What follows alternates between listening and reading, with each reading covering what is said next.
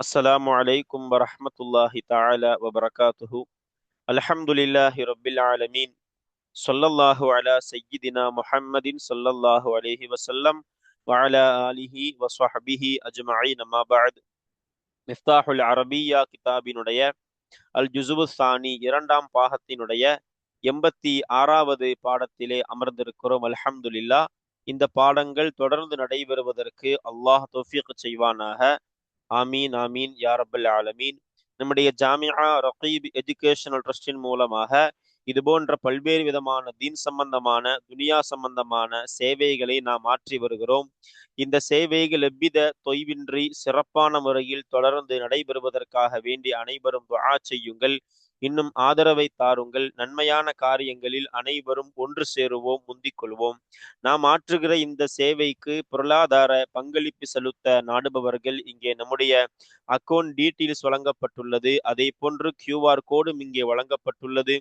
இதன் மூலம் தங்களுடைய பொருளாதார பங்களிப்புகளை செலுத்திக் கொள்ளலாம். அல்லாஹ் ரபுல் ஆலமீன் நன்மையான காரியங்களில் முந்தி செல்லுகிற ஒன்று சேருகிற தௌஃபீக்கை அல்லாஹ் நமக்கு தந்தருள் புரிவானாக. ஆமீன் ஆமீன் யா ரப்பல் ஆலமீன். மிஃப்தாஹுல் அரபியா கிதாபினுடைய இரண்டாம் பாகத்தினுடைய 86ஆம் நாள் பாடமான இன்றைய பாடத்தில் நாம் பார்க்க இருப்பது இந்த கிதாபினுடைய பாடங்களின் வரிசையிலே அத்தருசு சலாசூன் 30வது பாடம். அந்த 30வது பாடத்தில் அன்னலாரும் அரபு இலக்கணமும் என்ற தலைப்பின் இரண்டாம் பாகத்தை தான் நாம பார்க்க இருக்கிறோம். இந்த பாடங்கள்ல பார்க்கிற விஷயம் என்னன்னா, நபி ஸல்லல்லாஹு அலைஹி வஸல்லம் அன்னவர்களுடைய ஹதீஸின் வழியாக அரபு இலக்கணத்திற்கு தர்கீப் இஅராபுகளை நாம் பார்க்க இருக்கிறோம். பொதுவாகவே அரபு மொழியை படிப்பதனுடைய பிரதான நோக்கம் குர்ஆன் ஷரீஃபை விளங்கி அமல் செய்ய. அதற்கு அடுத்தபடியாக இரண்டாம் அடிப்படை என்று இமாம்களால் சொல்லப்படுகிற ஹதீஸ் ஷரீஃபை அதையும் நாம் படித்து அமல் செய்து விளங்கி அமல் செய்வதற்காக வேண்டிதான் அரபு மொழியை நாம இலக்கணத்தோடு படித்து கொண்டு இருக்கிறோம். அந்த வரிசையில் அந்த நோக்கத்தில் தான் முஸன்னிஃப் அவர்கள் அரபு மொழியை பற்றி பேசப்படுகிற இந்த கிதாபில அன்னலார் ஸல்லல்லாஹு அலைஹி வஸல்லமுடைய வார்த்தைகளை ஹதீஸுகளையே கொண்டு வந்து நமக்கு தர்கீப் இஅராபை நாம படிக்க வைக்கிறாங்க. அல்ஹம்துலில்லாஹ். அந்த வரிசையில் நாம வாங்க இன்றைய பாடத்தினுடைய ஹதீஸுகளை வாசித்து அதற்கான பொருள் ஒரு சிறிய விளக்கம் தர்கீப் இஅராபை பார்ப்போம் இன்ஷா அல்லாஹு தஆலா. பிஸ்மில்லாஹிர் ரஹ்மானிர் ரஹீம். நாம இன்றைய பாடத்தினுடைய துவக்கமாக பார்க்க இருப்பது அத்தீனு அன் நசீஹத்து என்று வரக்கூடியதான இந்த ஹதீஸ் ஷரீஃப். அப்ப இந்த ஹதீஸ் ஷரீஃபை அறிவிக்கக்கூடிய சஹாபி யார் அப்படின்னா தமீமுத்தாரி ரலியல்லாஹு தஆலா அன்ஹு. சஹீஹ் முஸ்லிம் ஷரீஃப்ல பதிவான ஹதீஸ் இது. அதே போன்று அபூதாவூத் இமாமும் அறிவிக்கிறாங்க, நசாஇ இமாம் அறிவிக்கிறாங்க. அப்படிப்பட்ட ஹதீஸ் தான் இது, அத்தீனு அன் நசீஹா என்று வரக்கூடியதான இந்த ஹதீஸ்.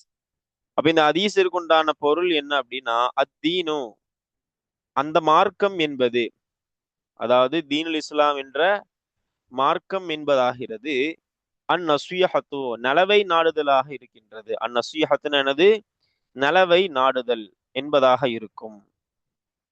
அப்போ சஹாபிகள் கேட்கிறாங்க, யா ரசூலல்லாஹ், யாருக்கு இந்த ஹதீஸுடைய தொடர் அப்படிதான் வரும், யாருக்கு நலவை நாடுவது யா ரசூலல்லாஹ்? பெருமானார் சொல்றாங்க, லில்லாஹி வலி கிதாபிஹி வலி ரசூலிஹி வலி அஇம்மத்தில் முஸ்லிமீன வ ஆம்மத்திஹிம். இந்த ஹதீஸுடைய சிறிய விளக்கத்திற்காக இதை நாம் பதிவு செய்யறோம். அல்லாஹ்வுக்கும் அல்லாஹுடைய வேதத்திற்கும் அல்லாஹுடைய ரசூலிற்கும் அதே போன்று முஸ்லிமான உம்மத்தினுடைய இமாம்களுக்கும் அதே போன்று முஸ்லிம்களில் பொதுவான மக்களுக்கும் என்று பதில் கொடுக்கிறாங்க. யாரு? பெருமானார் ஸல்லல்லாஹு அலைஹி வஸல்லம்.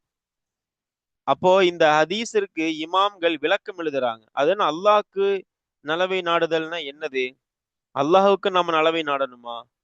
அப்ப இமாம்கள் அற்புதமா விளக்கம் எழுதுகிறார்கள். அல்லாஹிற்கு நலவை நாடுவதுனா என்ன, அதே போன்று வேதத்திற்கு நலவை நாடுவதுனா என்ன, ரசூலுக்கு நலவை நாடுவதுனா என்ன என்பது குறித்து எழுதும் பொழுது நமக்கு விளக்கி தராங்க. அல்லாஹுவிற்கு ஒருவர் நலவை நாடுவது அப்படின்னா அல்லாஹுடைய காரியத்தை கண்ணியப்படுத்துவது என்று சொல்லி தருகிறார்கள். சுருக்கமான முறையில சொல்றோம். அதே மாதிரி அல்லாஹுவினுடைய வேதத்தை வேதத்திற்கு ஒருவர் நலவை நாடுவது அப்படின்னு என்னன்னா அந்த வேதத்திற்கு கட்டுப்பட்டு அதை கண்ணியப்படுத்தி நடப்பது என்று இமாமுக்கு விளக்கம் கொடுக்குறாங்க. அதே போன்று ரசூல் ஸல்லல்லாஹு அலைஹி வஸல்லம் மன்னவர்களுக்கு நலவை நாடுதல்னு என்னது? அவர்களை பின்பற்றுவதன் மூலமாக நாம் நம்முடைய காரியத்தை சீராக்கி கொள்ளுதல். அதே போன்று இமாம்கள் முஸ்லிம் உம்மத்தினுடைய தலைவர்களுக்கு இமாம்களுக்கு நலவை நாடுவதுன்னா என்னது? அந்த தலைவர்களுக்கு ஹக்கின் மீது உதவி செய்யணுங்கிறாங்க. அவங்க ஒரு விஷயத்த நல்ல விஷயத்தை ஏவனா கேட்கணும். அதே மாதிரி ஒரு விஷயத்தை மட்டும் தடுத்தா தவிர்ந்துக்கணும். ஹக்கின் மீது சத்தியத்தின் மீது அந்த தலைவர்களுக்கு உதவியாக இருக்குதல். இதுவும் ஒரு என்னது? இதுதான் மார்க்கம். இதுதான் முஸ்லிம் உம்மத்தினுடைய தலைவர்களுக்கு நலவை நாடுதல்னா அர்த்தம் என்று சொல்லித் தராங்க. அதே மாதிரி பொதுவான மக்கள் முஸ்லிம் உம்மத்தினுடைய பொதுவான மக்களுக்கு நலவை நாடுவதுன்னா என்னது? அவர்களுக்கு மார்க்க சட்டத்தை எடுத்து சொல்றது, அவர்களுக்கு எந்த விதமான தீங்கையும் ஏற்படுத்தாமல் அவர்கள் மீது இரக்கம் காட்டி அவர்களுக்கு உதவி செய்து தனக்கு விரும்புறத அவர்களுக்கும் விரும்பி தனக்கு வெறுக்கிறத அவர்களுக்கும் வெறுத்து அவர்களுக்கு ஏதாவது தீங்கு வருதுன்னு அதை தட்டி அவர்களுடைய வாழ்க்கைக்கு உதவியாக இருக்குதல். இதற்கு பெயர் தான் என்னது? முஸ்லிம் உம்மத்தினுடைய மக்களுக்கு பொதுமக்களுக்கு நலவை நாடுதல்னா என்ற விளக்கத்தை கொடுக்கிறாங்க இமாம்கள். அப்ப இந்த ஹதீஸினுடைய பொருளை பார்த்துட்டோம். அதே மாதிரி ஒரு சிறிய ஒரு விளக்கத்தையும் நாம பார்த்துட்டோம். அல்ஹம்துலில்லாஹ். இப்போ பெருமானார் ஸல்லல்லாஹு அலைஹி வஸல்லம் சொன்ன இந்த ஹதீஸ் ஷரீஃபினுடைய தர்கீப் இஅராப் என பாருங்க. அத்தீனு முப்ததா அந்நஸீஹத்து ஹபர். அத்தீனு லாஹிரத்தான லம்மத்தை கொண்டு ரஃபை செய்யப்பட்ட இஸ்மு. இதற்கு ரஃபை செய்த ஆமில் அப்படிங்கிறது மானவி. முப்ததாவினுடைய ஆமில் பொதுவா மானவி தான்.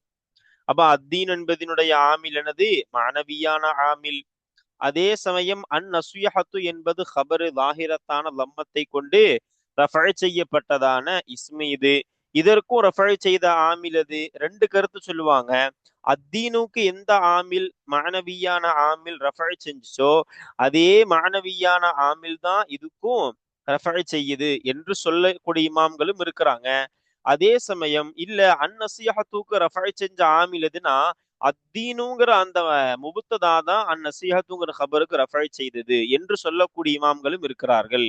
அப்ப இந்த ஹதீஸினுடைய சுருக்கமான விளக்கத்தையும் பொருளையும் தர்கீப் இஅராபை நாம பார்த்திருக்கிறோம். அல்ஹம்துலில்லாஹ். இப்போ அடுத்த ஹதீஸ் பாருங்க. என்னது? கைருல் உமூரி அவுசத்துஹா. நபி ஸல்லல்லாஹு அலைஹி வஸல்லம் சொன்ன இந்த ஹதீஸ் பல கிதாபு பைஹகி இமாம் அறிவிக்கிறாங்க, அபு நஈம் இமாம் அறிவிக்கிறாங்க, நிறைய இமாம்கள் அறிவிக்கக்கூடிய ஹதீஸ் இது. கைருல் உமூரி அர்த்தம் என்ன பாருங்க? காரியங்களில் சிறந்ததாகிறது. அவுசத்துஹா அந்த காரியங்களினுடைய நடுநிலையானதாக இருக்கும். அப்ப உமூறுகளில் சிறந்தது எது? அந்த உமூறுகள்ல அந்த காரியங்கள்ல எது நடுநிலையா இருக்கிறதோ அதுதான் சிறந்தது என்று சொல்லித்தரக்கூடியதான ஹதீஸ். அப்ப பொதுவாகவே எனது அந்த பக்கமும் ரொம்பவும் உயர்ந்த அளவுலையும் போகாம ரொம்ப தாழ்ந்த அளவுக்கு இறங்காம நடுத்தரமாக செல்லுதல் என்பது பெருமானார் ஸல்லல்லாஹு காட்டி கொடுத்த அற்புதமான வழிமுறை. நிறைய ஹதீஸுகள் பார்க்கலாம். ரியாது சாலிஹின் போன்ற ஹதீஸ் கிதாபுகள் எடுத்தா இந்த ஹதீஸிற்கு விளக்கமா ஒரு தலைப்பே இருக்கும். அங்க நடுநிலையை பேணுதல் ஒரு தலைப்பே போட்டிருப்பாங்க. மக்களுக்கு உபதேசம் பண்றோமா நடுநிலையா இருக்கணும். ஒரே ஒரு வாரம் ஃபுல்லா உபதேசம் பண்றதும் அதுவும் ரசூலுல்லாஹ்க்கு பிடிக்காது. அதே சமயம் ஏதோ ஒரு கொஞ்சம் கொஞ்ச நேரம் உபதேசம் பண்றதும் பிடிக்காது. நடுநிலையா ஒரு வாரத்துக்கு 2 நாள் இப்படி இந்த மாதிரி நடுநிலையாக செல்வதை பெருமானார் ஸல்லல்லாஹு அலைஹி வஸல்லம் அவர்கள் விரும்புபவர்களாக இருந்திருக்கிறாங்க. அதைத்தான் இங்க நமக்கு எப்படி கொடுக்குறாங்க பாருங்க. ஹதீஸ் ஷரீஃபிலே பெருமானார் ஸல்லல்லாஹு அலைஹி வஸல்லம் சொன்ன வார்த்தை என்னது? கைருல் உமூரி காரியங்களில் மிகச் சிறந்ததாகிறது. அவுசத்துஹா இந்த ஹாலமீர் இந்த உமூர் அந்த காரியங்களில் நடுநிலையானதாக இருக்கின்றது. பாருங்க, ஹைரு முபுத்ததா. அப்ப இந்த ஹதீஸிற்கு நாம ஒரு பொருளை பார்த்துட்டோம், ஒரு சிறிய ஒரு விளக்கத்தையும் நாம இந்த ஹதீஸிற்கு பார்த்துட்டோம். அல்ஹம்துலில்லாஹ். இப்ப வாங்க இதற்கு நாம தர்கீப் இஅராப பார்ப்போம். ஹைரு என்பது என்னது? முபுத்ததா முலாஃபு. அல் உமூரி என்பது என்னது? முலாஃபு இலைஹி. அவுசத்து என்பது ஹபரு முலாஃபு. ஹா என்பது முலாஃப் இலைஹி. இந்த ஹாவுடைய லமீர் எங்க மீளுது? அல் உமூரை நோக்கி மீளக்கூடியதாக இருக்கின்றது. சரிங்க.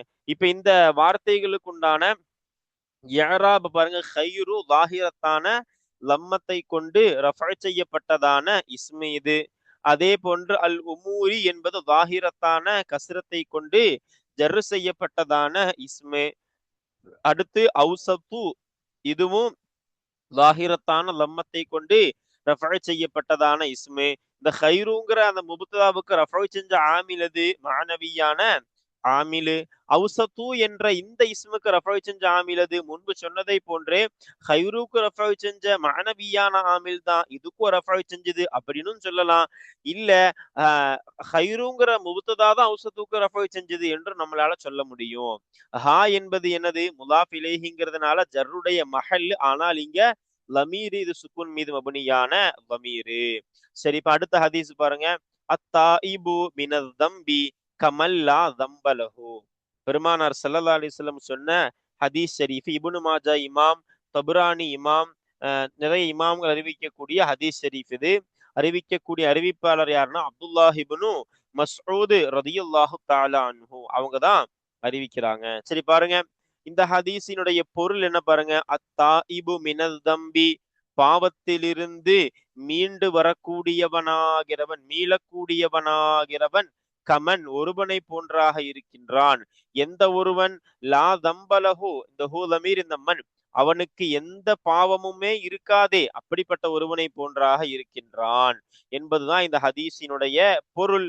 அப்ப இந்த ஹதீஸ் நமக்கு என்ன சொல்ல வருது அப்படின்னா, பெருமானார் ஸல்லல்லாஹு அலைஹி வஸல்லம் இந்த ஹதீஸின் மூலமா ஒரு பாவம் ஒருத்தர் செய்யறான் அப்படின்னா, அந்த பாவத்திலிருந்து மீண்டு வரான் அப்படின்னா, அந்த பாவத்தை அவன் செய்யாததை போன்று மீண்டு வரான் அப்படின்னா, கொஞ்ச நேரம் மீண்டு வந்துட்டு திரும்பவும் போறது அப்படி இல்லை. இனி பாவம் செய்ய மாட்டேனுங்கிற உறுதியோடு ஒருத்தன் மீண்டு வருவது என்பது அது அவன் பாவமே செய்யாததை போன்று என்கிறார்கள் பெருமானார் ஸல்லல்லாஹு அலைஹி வஸல்லம். அந்த அளவிற்கு தௌபா என்பது அல்லாஹ்விற்கு பிடித்தமான ஒன்று. தௌபானா என்னது, அல்லாஹ்வின் பக்கமாக மீண்டு வருதல்.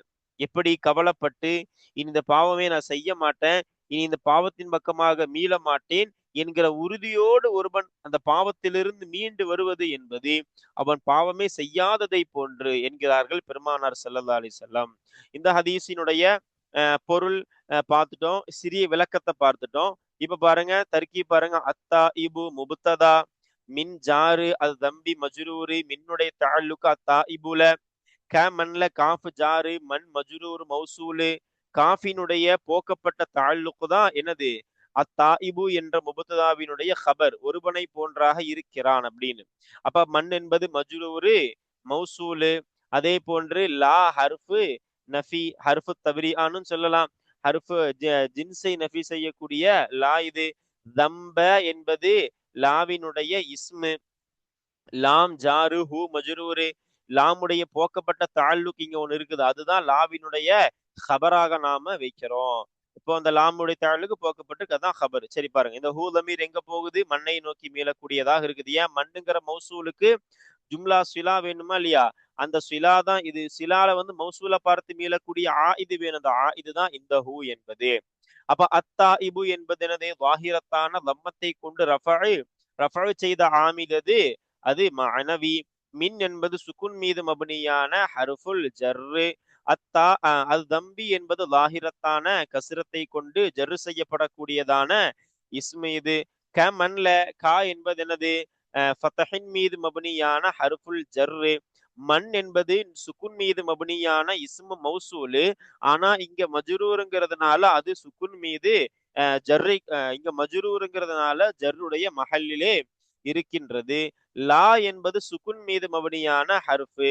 தம்ப என்பது லாஹிரத்தான ஃபதஹத்தை கொண்டு நஸ்பு செய்யப்படக்கூடியதான ஒன்று.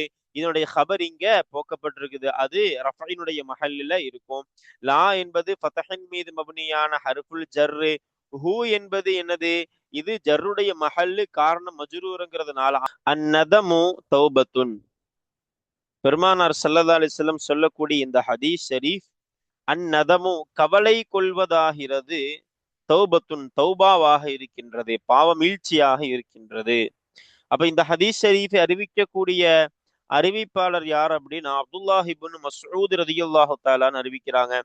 இப்னு மாஜா இமாம், அதே போன்று அஹ்மது ரஹ்மத்துல்லாஹி அலைஹிமா, இது போன்ற இமாம்கள் எல்லாம் அறிவிக்கக்கூடிய ஹதீஸ் ஷரீஃப் தான் இந்த ஹதீஸ் ஷரீஃப். எது, கவலை கொள்வது என்பது தௌபத்துன் என்னது பாவ மீழ்ச்சியாக இருக்கின்றது. ஒருவர் பாவம் செய்யறாரு அப்படின்னா அந்த பாவம் செய்துட்டோமே அப்படின்னு அவர் கவலைப்படுகிறாரா இல்லையா, அந்த கவலையை குறித்து சொல்றாங்க ஸல்லல்லாஹு அலைஹி வஸல்லம். அதுதான் பாவத்திற்கான மீழ்ச்சி. சும்மா அஸ்தகுஃபிருல்லா அஸ்தகுஃபிருல்லான்னு 1,00,000 தடவை ஒரு வாயால மட்டும் சொல்றதுனால அது தௌபாவாக ஆயிராது.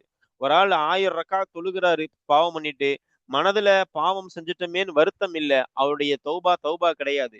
பெருமானார் சொல்றாங்க, உண்மையான தௌபா எதுனா, செய்த பாவத்திற்காக ஒருத்தர் கவலைப்படுகிறார் அப்படின்னா அந்த கவலை அந்நதமும் அந்த கவலை என்பதாகிற தௌபத்து, அதுதான் அந்த பாவத்திற்கான மீழ்ச்சியாக தௌபாவாக இருக்கிறது என்று சொல்லி காட்டுகிறார்கள். யாரு? பெருமானார் ஸல்லல்லாஹு அலைஹி வஸல்லம். இந்த ஹதீஸ் அறிவிக்கிறவங்க யாரு?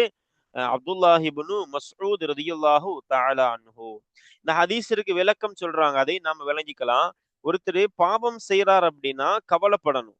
அந்த பாவத்திற்காக கவலைப்பட்டாதான் அது அந்த பாவத்திற்கான மீழ்ச்சியா இருக்குமே தவிர, அந்த பாவம் சார்ந்த வேற ஒன்றுக்கு கவலைப்படுறாருன்னா அது உண்மையான பாவ மீழ்ச்சியாக, அந்த பாவத்திற்கான கவலையாக ஏற்றுக்கொள்ளப்படாது. ஒரு உதாரணத்துக்கு விளங்கறதுக்கு சொல்லணும் அப்படின்னா, ஒரு ஆளு மது குடிச்சிடுறாரு. சரகுகள்ல இந்த ஹதீஸுடைய விளக்க உரைகள்ல வரக்கூடிய செய்தி. ஒரு ஆள் மது குடிக்கிறாரு. அந்த மது குடிக்கிறவரு கவலைப்படுறாரு. எதுக்கு கவலைப்படுறாரு அப்படின்னா, நம்ம மது குடித்ததுனால நம்மள்ட்ட இருந்த பணங்காசுகள் எல்லாம் வீணா போயிடுச்சுன்னு கவலைப்படுறாரு. இப்ப இங்கேயும் ஒரு ஆளு செய்த பாவத்துக்கு பிறகு கவலைப்படுறாரு. ஆனா இந்த கவலை அந்த மது குடித்த பாவத்திற்கான மீழ்ச்சியாக கருதப்படாது. என்ன காரணம் அப்படின்னா, அவர் மது குடிச்சிட்டமே, அல்லாஹ்க்கு மாறு செஞ்சுட்டமே, ரசூலுல்லாஹ்க்கு மாறு செஞ்சுட்டமே, அல்லாஹ் ரசூலுக்கு பிடிக்காததை செஞ்சுட்டமேன்னு அவர் கவலைப்படல. மது குடிச்சதுனால நமக்கு பணங்காசுகள் வீணா போயிருச்சேன்னு கவலைப்படுறார் அப்படின்னா, அந்த கவலை என்ன கிடையாது. அன்னதமு தௌபா, பாவத்திற்கான மீழ்ச்சி என்று பெருமானார் ஸல்லல்லாஹு அலைஹி வஸல்லம் சொன்ன அந்த கவலையாக ஏற்றுக்கொள்ளப்படாது. மாறா எப்படி ஒருத்தர் கவலைப்படுறாரு, மது குடிச்சிட்டமே, அல்லாஹ் ரசூலுக்கு பிடிக்காத கோபமூட்டக்கூடியதான ஒரு ஹராம செஞ்சுட்டமேன்னு ஒருத்தர் கவலைப்படுறார் அப்படின்னா, அதுதான் அந்த பாவத்திற்கான மீழ்ச்சி என்று இமாம்கள் விளக்கம் எழுதி தராங்க. அதான் பாருங்க, அன்னதமு தௌபத்துன். அந்த பாவத்திற்கான கவலை என்பது இருக்கிறதே, பாவம் செய்து விட்டோமே என்ற அந்த கவலை ஆகிறது தௌபத்துன். அது என்னவாக இருக்கின்றது? பாவ மீழ்ச்சியாக தௌபாவாக இருக்கின்றது. பாருங்க, அந்நதமு என்பது என்னது? முபுத்ததா. தௌபத்துன் என்பது ஹபரு. அப்ப அந்நதமு என்பது லாஹிரத்தான லம்மத்தை கொண்டு ரஃபழ் செய்யப்படக்கூடியதான இஸ்மு. ரஃபழ் செய்த ஆமில் அது மானவி. அதே போன்று பாருங்க, தௌபத்துன் தௌபத்துன் என்பது லாஹிரத்தான லம்மத்தை கொண்டு ரஃபழ் செய்யப்படக்கூடியதான இஸ்மு. இதற்கு ரஃபழ் செஞ்ச ஆமில் முன்பு குறிப்பிட்டதை போல அன்னதமுக்கு ரஃபழ் செஞ்ச மானவியான ஆமில் தான் தௌபத்துனுக்கு ரஃபழ் செஞ்சதுன்னு சொல்லலாம். இல்ல அன்னதமுங்கிற முபுத்ததா ரஃபழ் செய்து என்ற கருத்தும் இருக்கின்றது. சரி பாருங்க, ஆகம தௌபத்துங்கிறது லாஹிரத்தான லம்மத்தை கொண்டு ரஃபழ் செய்யப்பட்டதான இஸ்மு. இப்போ அடுத்த ஹதீஸ் பாருங்க, என்னது? அஹப்புல் அஅமாலி இலல்லாஹி அதுவமுஹா. பெருமானார் ஸல்லல்லாஹு அலைஹி வஸல்லம் அவர்கள் சொன்ன ஹதீஸ் ஷரீஃப். இந்த ஹதீஸ் என்பது அறிவிக்கக்கூடிய அறிவிப்பாளர் யாரு அப்படின்னு சொன்னா, உம்முல் முஃமினீனான ஆயிஷா ரலியல்லாஹு தஆலா அன்ஹா. ஹதீஸுகளை அறிவித்த அறிவிப்பாளர்களிலேயே அதிகமான ஹதீஸுகளை அறிவித்தவர்களின் பட்டியல்ல 2வது ரேங்க் இவங்களுக்கு தான். ஆயிஷா ரலியல்லாஹு தஆலா அன்ஹா. பெருமானார் ஸல்லல்லாஹு அலைஹி வஸல்லம் சொன்னாங்க, இவங்கள்ட்ட இருந்து மார்க்கத்தினுடைய பாதி விஷயத்தை கேட்டு தெரிஞ்சுக்கோங்க. அவ்வளோ இல்மு ஞானம் அவங்கள்ட்ட இருக்குனாங்க. அந்த அளவுக்கு ஒரு மிகப்பெரிய ஒரு ஞானியாக இல்மு மிக்கவர்கள் தான் ஆயிஷா ரலியல்லாஹு தஆலா அன்ஹா. அவங்க அறிவிக்கிற ஹதீஸ் தான் இந்த ஹதீஸ். பெருமானார் ஸல்லல்லாஹு அலைஹி வஸல்லம் அன்னவர்களை குறித்து பெருமானார் ஸல்லல்லாஹு அலைஹி வஸல்லம் சொன்னதாக யாரு சொல்லி காட்டுகிறார்? ஆயிஷா ரலியல்லாஹு அன்ஹா சொல்றாங்க. இந்த ஹதீஸுடைய தொடர் அற்புதமான முறையில வரும். என்னன்னா, சத்திது வ காரிபு வஅலமு அன்னஹு லை யுத்கில அஹதகும் அமலுஹு அல் ஜன்னா. பெருமானார் ஸல்லல்லாஹு அலைஹி வஸல்லம் சொன்ன ஹதீஸ் இது.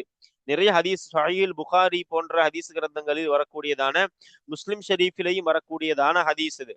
என்னன்னா, சத்திது சத்திது அப்படின்னு என்ன அர்த்தம்னா, இமாம்கள் விளக்கம் எழுதுறாங்க, நடுநிலையா ஒரு அமல செய்.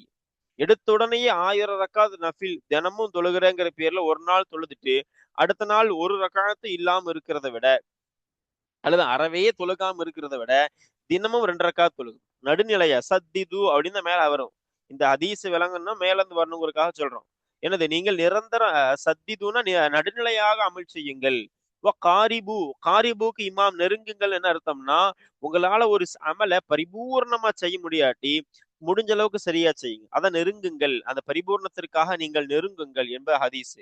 அடுத்து சொல்லுவாங்க, நீங்க அறிந்து கொள்ளுங்கள், நீங்கள் செய்யக்கூடிய அமல் உங்களை சொர்க்கத்தில் நுழைக்காது.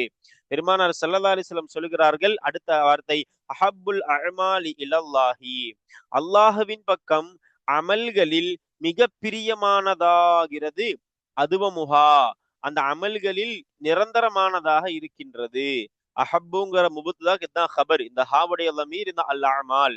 அப்ப என்ன சொல்ல வராங்கன்னா, அமல்களிலேயே அல்லாஹ்க்கு ரொம்ப பிடிச்ச அமல் எதுனா, எந்த அமலை ஒருவர் நிரந்தரமா செய்யறாரோ அந்த அமல் தான். 1000 ரக்காத் தொழுதுட்டே இருக்கிறார், அது விருப்பம் அல்ல. அதை ஒருவர் நிரந்தரமா செய்யணும். 2 ரக்காத்தா இருந்தாலும் குறைவாக இருந்தாலும், இந்த ஹதீஸுடைய வார்த்தை அப்படிதான் முடியும். வயின் கல்ல, இங்க நமக்கு உதாரணத்திற்காக சுருக்கமா போட்டிருக்கிறாங்க. நம்ம முழுமையா சொல்லணும் அப்படின்னா, ரிவாயத்துகள்ல வந்த ஹதீஸை முழுமையா சொல்றோம்னா என்னது, அஹப்புல் அஅமாலி இலல்லாஹி அதுவமுஹா வஇன் கல்ல. பெருமானார் ஸல்லல்லாஹு அலைஹி சொன்ன வார்த்தை வயின் கல்ல, அந்த அமல் என்னது, குறைவாக இருந்தாலும் சரியே, அந்த அமல் குறைவா இருக்கு, 2 ரக்காத்தா இருந்தாலும் நிரந்தரமா செய்யுங்க, தொடர்படியா செய்யுங்க, அது அல்லாஹ்க்கு பிடிக்கும் அப்படிங்கிறாங்க. யாரு? பெருமானார் ஸல்லல்லாஹு அலைஹி வஸல்லம். பாருங்க, அஹப்பு என்பது முபத்ததா, முலாஃபு அல் அஅமாலி முலாஃபு இலைஹி, இலா ஜாரு அல்லாஹி மஜ்ரூரு, இலாவுடைய தாலுக்கை அஹப்பின் பக்கமாக வைங்க. அதுவமு என்பது ஹபர் முலாஃபு, ஹா என்பது முலாஃபு இலைஹி. பாருங்க, அஹப்பு லாஹிரத்தான லம்மத்தை கொண்டு ரஃபஅ் செய்யப்படக்கூடியதான இஸ்மே. அல் அஅமாலி என்பது லாஹிரத்தான கஸ்ரத்தை கொண்டு ஜரு செய்யப்படக்கூடியதான இஸ்மே. அஹப்புக்கு ரஃபஅ் செய்த ஆமில் மஅனவி. இலா என்பது சுக்கூன் மீது மப்னியான ஹர்ஃபுல் ஜர்ரு. அல்லாஹ் என்பது லாஹிரத்தான கஸ்ரத்தை கொண்டு ஜரு செய்யப்படக்கூடியதான இஸ்மே. அதுவமு லாஹிரத்தான லம்மத்தை கொண்டு ரஃபஅ் செய்யப்படக்கூடியதான இஸ்மே. ரஃபஅ் செய்த ஆமில் இது. இந்த மஅனவி என்றும் சொல்லலாம், அஹப்பு முபத்ததா என்றும் சொல்லலாம். ஹா என்பது ஜர்ருடைய மஹல்லு, காரணம் அது முலாஃப் இலைஹி, ஆனால் இங்க லமீர் என்பதால இது என்னது, மப்னியாக, சுக்குன் மீது மப்னியானதாக கருதப்படுகிறது. அடுத்து பாருங்க, குல்லு பனி, குல்லு புனி ஆதம ஹத்தாஉன். என்ன அர்த்தம்? குல்லு இபுன் ஆதம், ஆதம் அலைஹிஸ்ஸலாமினுடைய மகன் அனைவர்களும் ஆகிறவர்கள் ஹத்தாஉன் பாவம் செய்பவர்களாக இருக்கின்றார்கள். அப்ப ஆதம் அலைஹிஸ்ஸலாமினுடைய அனைத்து மகன்களும்னா யாரு? இப்னு ஆதம் அப்படிங்கறதுக்கு மனிதன் அர்த்தம் வைக்கணும். அப்போ குல்லுப்னி ஆதம் எனது மனிதர்கள் அனைவர்களுமாகிறவர்கள், மனிதர்கள் ஒவ்வொருவரும் ஆகிறவர்கள் ஹத்தாஉன் தவறு செய்பவர்களாக இருக்கின்றார்கள். வ கைருல் ஹத்தாஈன, தொடர்ந்து சொல்றாங்க பாருங்க, வ கைருல் ஹத்தாஈன, இன்னும் அந்த தவறு செய்யக்கூடியவர்களில் சிறந்தவராகிறவர் அத்தவ்வாபூன, பாவம் மீழ்ச்சி செய்யக்கூடிய, பாவத்தை விட்டு மீளக்கூடியவர்களாக, தௌபா செய்யக்கூடியவர்களாக இருக்கின்றார்கள். அப்போ ஒரு தௌபா மனிதன் அப்படின்னா பாவம் செய்யறவன் தான். ஆனா அந்த பாவம் செய்யக்கூடியவர்களிலேயே சிறந்தவன் யாரு? அதாவது மனிதர்களிலேயே சிறந்தவன் யாரு?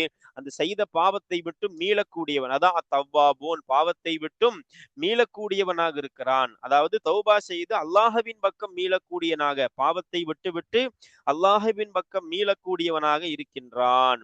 பாருங்க, அடுத்து இந்த என்ன தர்கீபு பாருங்க, குல்லு முபத்ததா முலாஃபு, இப்னி முலாஃப் இலைஹி முலாஃபு, ஆதம முலாஃப் இலைஹி, ஹத்தாஉன் என்பது குல்லு உடைய ஹபரு. அப்ப குல்லு லாஹிரத்தான லம்மத்தை கொண்டு ரஃபஇ, இப்னி என்பது லாஹிரத்தான கஸ்ரத்தை கொண்டு ஜர்ரு, ஆதம என்பது ஒயிரு முன்சரிஃப், அப்ப லாஹிரத்தான ஃபத்தஹத்தை கொண்டு ஜரு செய்யப்படக்கூடியதான இஸ்மீது. ஹத்தாஉன் என்பது லாஹிரத்தான லம்மத்தை கொண்டு ரஃபஇ, வாவு ஹர்ஃபு அத்ஃபு. ஹைரு என்பது மஅத்தூஃப், எங்க ஹைரு அத்ஃப் செய்யணும்? குல்லுல. அப்ப ஹைரு முபத்ததா முலாஃப், அல் ஹத்தாஈன முலாஃப் இலைஹி, அத்தவ்வாபூன என்பது ஹபரு, வாவு ஃபதஹின் மீது மப்னி. ஹைரு என்பது முபத்ததா என்பதால லாஹிரத்தான லம்மத்தை கொண்டு ரஃபஅ் செய்யப்படக்கூடியதான இஸ்மு. அல் ஹத்தாஈன என்பது இது ஜம்உ முதக்கர் சாலிம் என்ற அடிப்படையில யாவை கொண்டு ஜர்ரு செய்யப்பட்டிருக்கக்கூடியதான முலாஃபு இலைஹியான இஸ்மே. அத்தவ்வாபூன என்பது இது வாவை கொண்டு ரஃபஅ் செய்யப்பட்டிருக்கக்கூடியதான இஸ்மு. அப்ப அல்ஹம்துலில்லாஹ், இன்றைய பாடம் இந்த ஹதீஸ் ஷெரீஃபினோடு முடிவு பெறுகிறது. இன்றைய பாடத்தில் நிறைய ஹதீஸுகளை பார்த்து அதற்கான பொருள் விளக்கம் தர்கீப் இஅராபை நாம பார்த்திருக்கிறோம். இனி வரக்கூடிய பாடங்களிலேயும் அந்த ஹதீஸுகளை வாசித்து அதற்கான சிறிய விளக்கம் பொருள் தர்கீப் இஅராபை நாம பார்ப்போம் இன்ஷா அல்லாஹ். நாம் இதை பார்ப்பதற்குண்டான நோக்கம் முன்பு குறிப்பிட்டது போல அரபு மொழியை நாம் படிப்பதே குர்ஆனை விளங்கி அமல் செய்ய, அதே போன்று குர்ஆனுக்கு அடுத்த அடிப்படையான ஹதீஸ் ஷரீஃபை விளங்கி அமல் செய்ய. அதனால தான் அரபு மொழியை படிக்கக்கூடிய இந்த கிதாபுல ஹதீஸ் ஷரீஃபையே உதாரணமாக கொடுத்து முசன்னிஃப் அவர்கள் நமக்கு செய்திகளை சொல்லி நஹவினுடைய அரபு இலக்கணத்தின் செய்திகளை சொல்லிக் கொண்டிருக்கிறார்கள். அல்ஹம்துலில்லாஹ். நாம் படித்ததை விளங்க அமல் செய்ய அல்லாஹ் தௌஃபீக் செய்வானாக. ஆமீன். இனி வரக்கூடிய ஹதீஸுகளை அடுத்த பாடங்களிலே பார்க்கலாம் இன்ஷா அல்லாஹு தஆலா. அஸ்ஸலாமு அலைக்கும் வரஹ்மத்துல்லாஹி தஆலா வபரகாத்துஹு.